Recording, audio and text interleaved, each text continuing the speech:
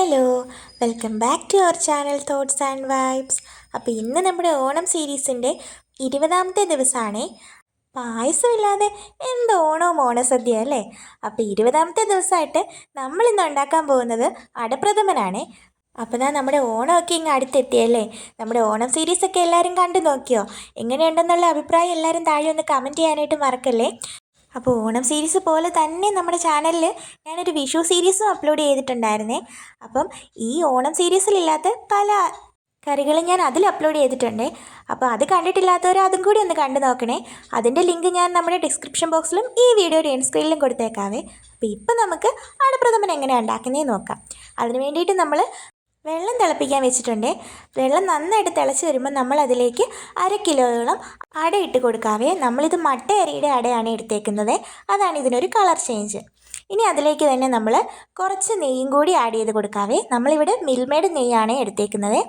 ഇനി ആ തിളച്ച വെള്ളത്തിൽ കിടന്ന് നമ്മുടെ അട എല്ലാം നന്നായിട്ട് കുക്കായി വരണം. അട ഓൾമോസ്റ്റ് 20 മിനിറ്റോളം നമ്മൾ കുക്ക് ചെയ്തെടുക്കണേ. നല്ല രീതിയിൽ അടയെല്ലാം വെന്ത് വരണം. വെന്ത് കഴിഞ്ഞാൽ നമ്മളത് കോരി മാറ്റി തണുത്ത വെള്ളത്തിലേക്ക് ഇട്ട് കൊടുക്കണേ. അടയെല്ലാം നന്നായിട്ട് വെന്ത് കിട്ടിയിട്ടുണ്ട്. ഇനി നമുക്കത് തണുത്ത വെള്ളത്തിലേക്ക് ആഡ് ചെയ്ത് കൊടുക്കാം. തണുത്ത വെള്ളത്തിലേക്ക് ആഡ് ചെയ്യുമോ അല്ലെങ്കിൽ തണുത്ത വെള്ളം കൊണ്ടൊന്ന് കഴുകിയെടുത്താലും മതിയാകുവേ. ഇനി ചൂടുകട്ടിയുള്ള കടായി എടുത്തിട്ട് അതിലേക്ക് നമുക്ക് ആവശ്യത്തിനുള്ള നെയ്യ് ഒഴിച്ച് കൊടുക്കാവേ. നമ്മളിവിടെ 1 ടേബിൾ സ്പൂണോളം നെയ്യ് ഒഴിച്ച് കൊടുക്കുന്നുണ്ട്. നെയ്യൊക്കെ നന്നായിട്ടൊന്ന് ചൂടായി വരുമ്പം നമുക്കതിലേക്ക് നമ്മുടെ പായസത്തിന് ആവശ്യത്തിന് വറുത്തിടാനുള്ള സാധനങ്ങളെല്ലാം നമുക്ക് വറുത്ത് കോരിയെടുക്കാവേ. ആദ്യം നമ്മളിതിലേക്ക് കപ്പലണ്ടി ആട്ടോ ആഡ് ചെയ്ത് കൊടുക്കുന്നത്. നമ്മളിവിടെ ഇതിനെ കപ്പലണ്ടി എന്നാണ് പറയുന്നത്. ചില നാട്ടിൽ കപ്പലണ്ടി എന്ന് പറഞ്ഞാൽ നമ്മുടെ നിലക്കടലയാട്ടോ. ഇവിടെ കപ്പലണ്ടി എന്ന് പറയുന്നതാണ് കാഷ്യൂനട്ട്.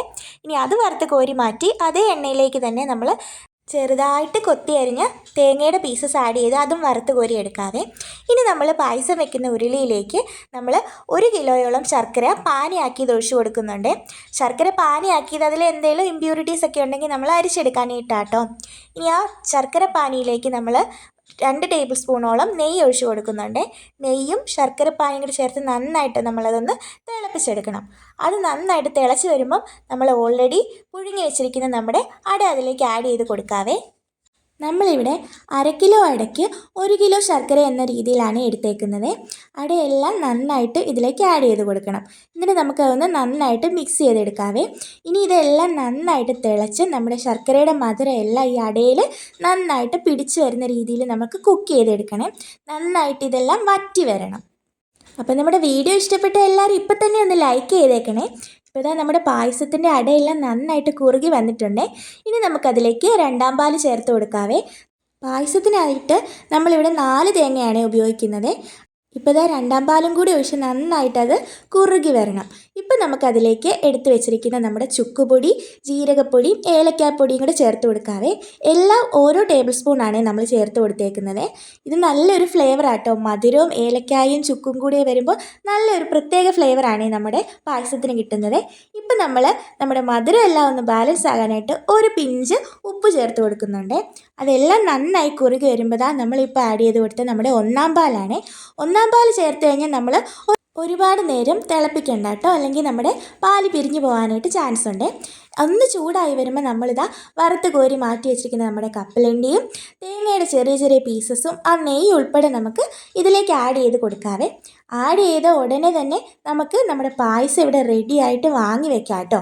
ഒരുപാട് നേരം ഇരുന്ന് തിളച്ചാൽ നമ്മുടെ പാല് 1ാം പാല് പിരിഞ്ഞു പോകാനായിട്ട് ചാൻസ് ഉണ്ട്. അപ്പോൾ നമ്മുടെ അടപ്രഥമൻ ഇവിടെ റെഡി ആയിട്ടുണ്ട്. നല്ല കുറുകിയ അടപ്രഥമൻ ഇവിടെ റെഡി ആയിട്ടുണ്ട്. അപ്പോൾ ഈ ഓണത്തിന് എല്ലാവരും എന്തായാലും ഈ അടപ്രഥമൻ ഒന്ന് ട്രൈ ചെയ്ത് നോക്കണേ. നിങ്ങൾക്ക് ഏത് പായസം ഏറ്റവും ഇഷ്ടമെന്നും കൂടെ താഴെ ഒന്ന് കമൻറ്റ് ചെയ്യണേ. എൻ്റെ ഫേവറേറ്റ് ഈ അടപ്രഥമൻ തന്നെയാണ്. അപ്പോൾ എല്ലാവരും മറക്കാതെ ഈ അടപ്രഥമൻ ഒന്ന് ട്രൈ ചെയ്ത് നോക്കണേ. കൂടാതെ നമ്മുടെ വീഡിയോ ഇഷ്ടപ്പെട്ടാൽ എല്ലാവരും ലൈക്ക് ചെയ്യാനും നിങ്ങളുടെ ഫ്രണ്ട്സിലേക്ക് അതൊക്കെ ഒന്ന് ഷെയർ ചെയ്ത് കൊടുക്കാനും നമ്മുടെ ചാനൽ ഒന്ന് സബ്സ്ക്രൈബ് ചെയ്ത് സപ്പോർട്ട് ചെയ്യാനും ആരും മറക്കല്ലേ.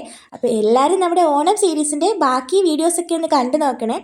നമ്മുടെ ഓണം സീരീസിൽ ഒരു സദ്യയ്ക്ക് വേണ്ട ഒട്ടുമിക്ക ഐറ്റംസും നമ്മൾ ഉണ്ടാക്കി അപ്ലോഡ് ചെയ്തിട്ടുണ്ട്. അതൊക്കെ ഞാൻ പ്ലേലിസ്റ്റ് ആക്കി നമ്മുടെ ചാനലിൽ തന്നെ ഇട്ടിട്ടുണ്ട്. അതിൻ്റെ ലിങ്ക് ഞാൻ നമ്മുടെ ഈ വീഡിയോയുടെ എൻഡ് സ്ക്രീനിലും ഡിസ്ക്രിപ്ഷൻ ബോക്സിലും കൊടുത്തേക്കാവേ. അപ്പോൾ എല്ലാവരും അതൊക്കെ ഒന്ന് കണ്ടു നോക്കണേ. എന്നിട്ട് ഈ വട്ടത്തെ സദ്യയ്ക്ക് എല്ലാവരും അതുപോലെ ആ കറികളൊക്കെ ഒന്ന് ഉണ്ടാക്കി നോക്കിയിട്ട് എങ്ങനെയുണ്ടെന്ന് താഴെ കമൻറ്റ് ചെയ്യണേ.